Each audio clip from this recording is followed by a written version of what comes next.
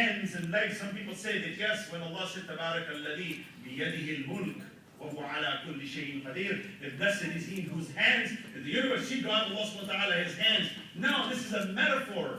It's mutashabiha. It's an ayah of allegory. Allah uses that all the time because we use it. We say we run our business with an iron fist. It doesn't mean my fist has iron on it. Right? It doesn't mean that. But it's an analogy. It's an expression. It's a mode of expression. I run my business single-handedly. It doesn't mean I have my other hand tied behind me. What it means is I'm running it myself. When Allah says, blessed is he in whose hands, there are people who are so confused today, they say, no, we're taking the Quran very literal.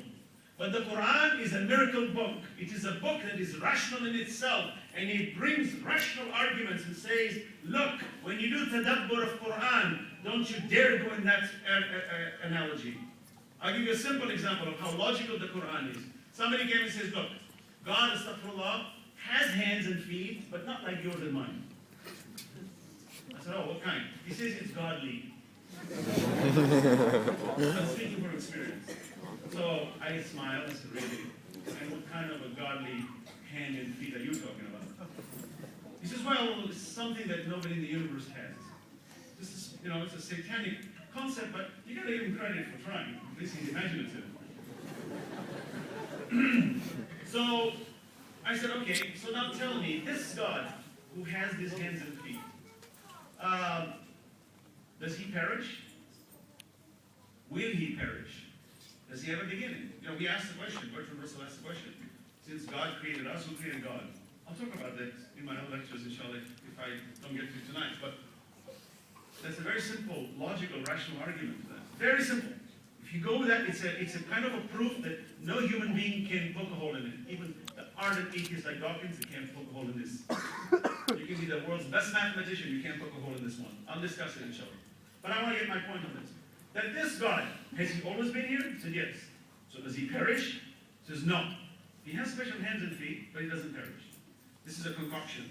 So the Quran, Bil Quran. You want answers? Quran is the only book that poses questions and answers it. And Allah said, وَلَقَدْ يَسَّرْنَا الْقُرْآنَ لِلذِّكْرِ فَهَلْ مِن مُدَّكِرٍ. We make the Quran easy to remember. Who will take that as a witness? فَهَلْ مِن مُدَّكِرٍ. Who will ponder on it? Who will move towards it? Who will take heed? So, I said, since you're taking this literal from the Quran, then let's go to Surah Rahman. Allah says, كُلُّ مَنْ عَلَيْهَا فَانٍ وَيَبْقَى وَجْهُ رَبِّكَ ذَو الْجَلَالِ وَالْإِكْرَامِ. Everything will perish. What will remain forever is the face of Allah. So you have to admit his feet and hands are going to perish.